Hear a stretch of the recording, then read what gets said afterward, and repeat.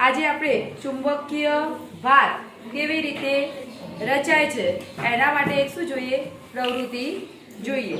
તો આ પ્રવૃત્તિ કરવા માટે તમે જોઈ શકો નીચે એક શું લીધેલો છે આપણે, ગજિયો ચુંબક, એના ઉપર આપણે આ શું મૂકી દઈએ, કાગળ, બરાબર।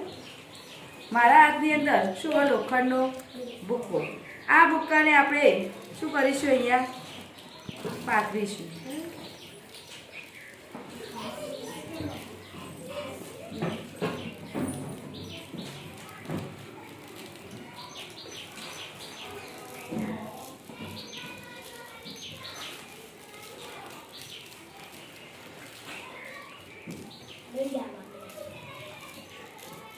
તો તમે જોઈ શકો એક સરસ મજાની શું રચાય,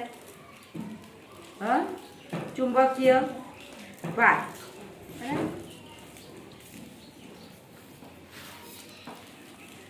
આ લેજે બેટા, કાગળનો ફોટો લે, વિડીયો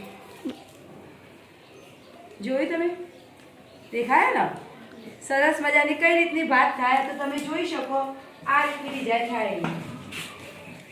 તો આ રીતનો શું હોય, એક ગજિયો ચુંબક। કેટલા ધ્રુવો છે, 2, ઉત્તર ધ્રુવ અને દક્ષિણ ધ્રુવ,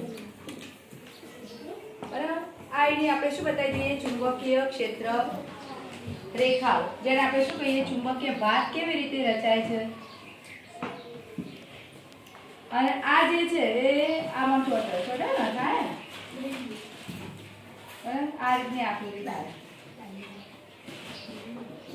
આપણે શું કહેવાય, ચુંબકીય ભાત દર્શાવતી એક શું હતી, આકૃતિ। તમે જોઈ શકો કે સૌથી વધારે આ જે ભૂક્કો છે એના 2 છેડા ઉપર શું થાય છે, વધારે ચોટે, દેખાય ને।